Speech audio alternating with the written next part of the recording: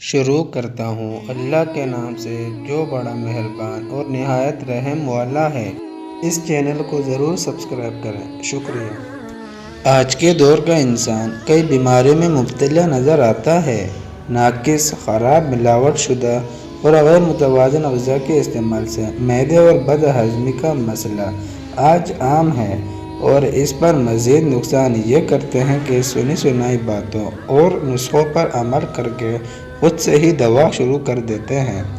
ہمیشہ اپنے معالج کے مشورے سے ہی کسی دوا کا استعمال کریں، چاہے وہ ہربل، ہومیو یا ایلوپیتھک دوا ہی کیوں نہ ہو، کیونکہ ایک ماہر معالج ہی آپ کی بیماری کا بہترین علاج کر سکتا ہے۔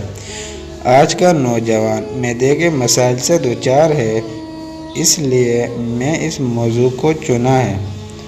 معدے کے امراض میں عام طور پر ورم معدے کی شکایت کی جاتی ہے۔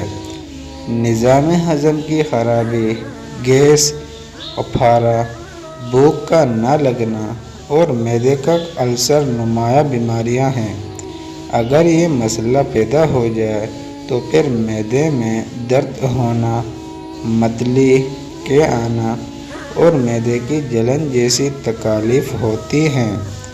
ان بیماریوں کی وجہ سے ہمارا پورا جسم ہی متاثر ہو جاتا ہے، جس کی وجہ سے سر درد، آنکھوں کی نظر کا کم ہونا، ہڈیوں میں درد، گردے کی خرابیاں، وزن میں کمی، ذہنی انتشار اور دوسرے کئی مسائل کا سامنا کرنا پڑ سکتا ہے۔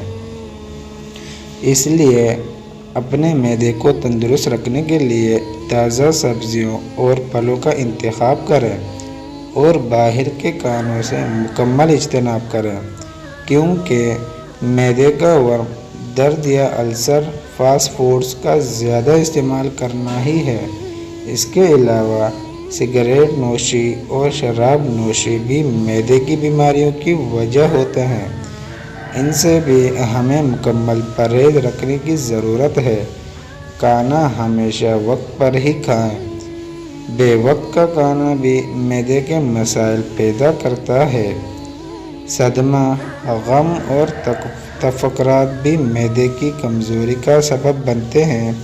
ہمیشہ خوش رہنے کی عادت اپنائیں، صاف ستھرا لباس اور غذا کا استعمال کریں۔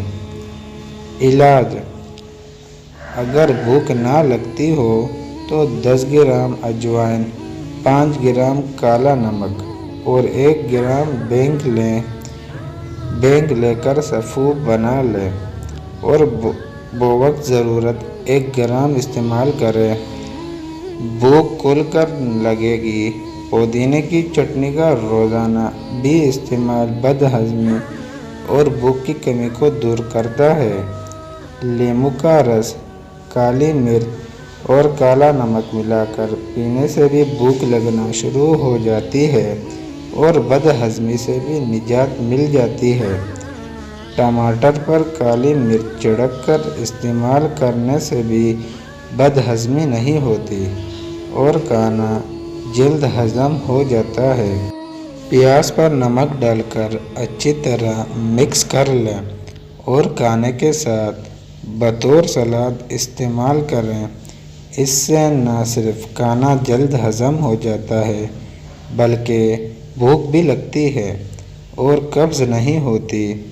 اگر بد ہضمی کے ساتھ ساتھ گیس اور اپھارا بھی ہو تو پھر 3 گرام میتھی دانہ پیس کر سفوف بنا لیں۔ اس سفوف کو نیم گرم پانی کے ساتھ استعمال کرنے سے مندرجہ بالا بیماریوں سے نجات مل جائے گی۔